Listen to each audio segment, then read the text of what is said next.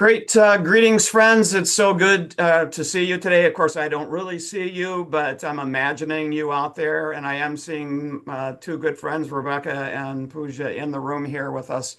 So, welcome to Community Capital Conversation. I'm Chris Miller, CEO of the National Coalition for Community Capital, which means that I take out the trash. That's really what that basically means. So, as you know, we've been having really terrific conversations with folks that are in this work and focusing on creating community investment funds, really supporting the entrepreneurial ecosystem, et cetera. But we're looking for a paradigm shift. And because we're looking for a paradigm shift, it takes really a variety of skill sets. And in the conversations we've had to date, we haven't really talked too much about the skill sets that Pooja and Rebecca bring to the table. So because we love them and because they're really aligned with you, we wanted to give you a chance to spend some time with them. So with that, we'll do it alphabetically. So first names. So Pooja, I'm going to invite you to go first. Talk a little bit about the marigold effect and the other things that you're doing and your relationship to this work.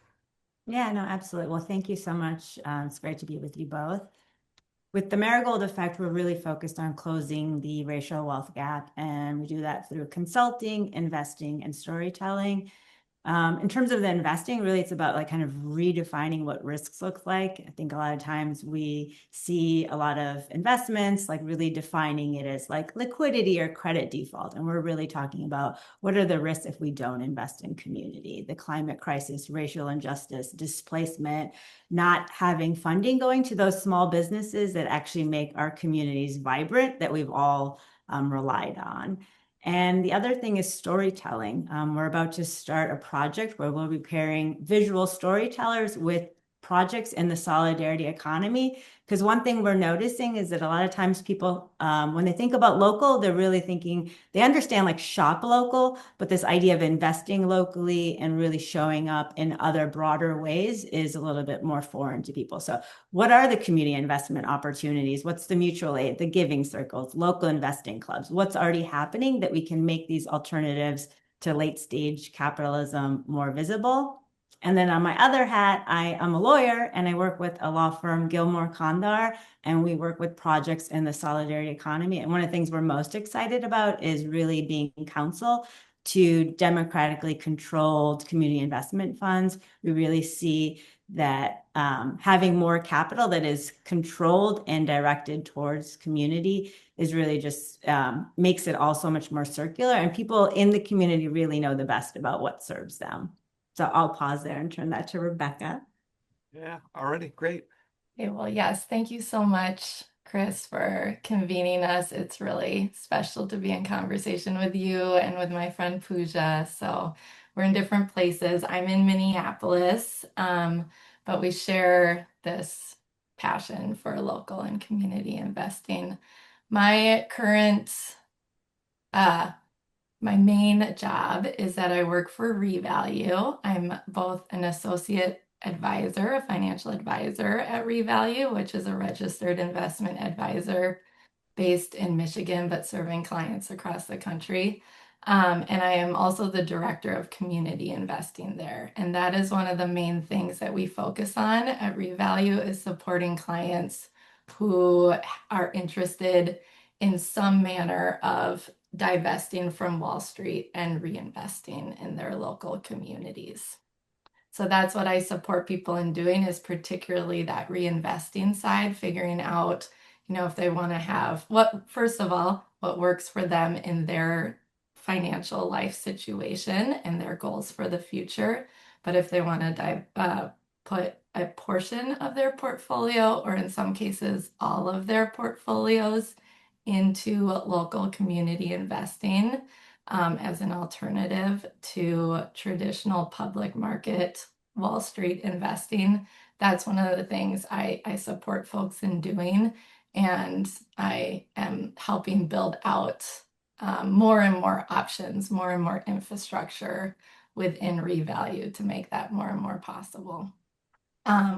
One other hat I have is that I also have, this is completely separate from Revalue, does not reflect the views of Revalue, but I have a blog called Both and Finance bothandfinance.com. It's a little bit on hiatus right now, but I've done a lot of thinking and writing there about our economy and about the intersection of personal and community finance. So, like, I just, this is a big passion, a big theme of my work.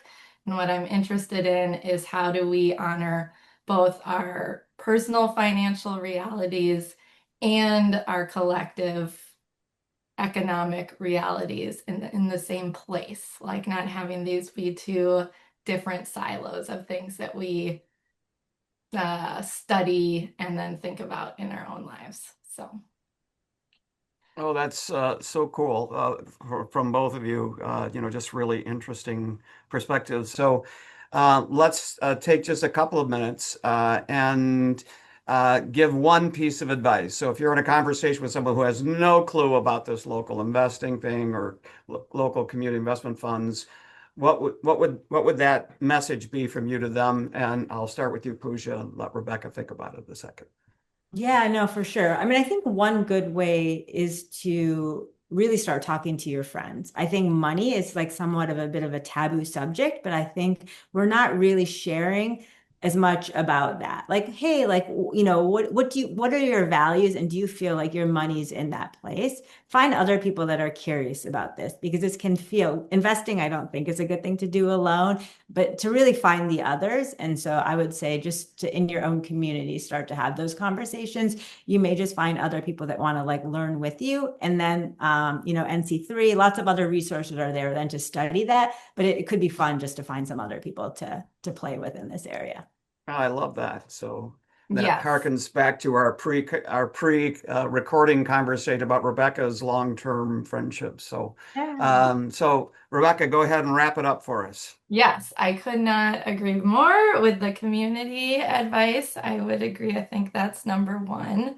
And if there are not obvious local investing community groups in your area, or even if there are, also like top advice I truly give to everyone when they first mention that they're interested in some form of local investing, collective investing, creating local investing funds. I mean, I do hear that I feel like there's like a collective consciousness kind of rising of interest in this topic from almost everywhere I look. But of course, I'm in particular bubbles probably. But anyway, I always recommend NC3 as a starting place. The NC3, nc3now.org website, right, Chris?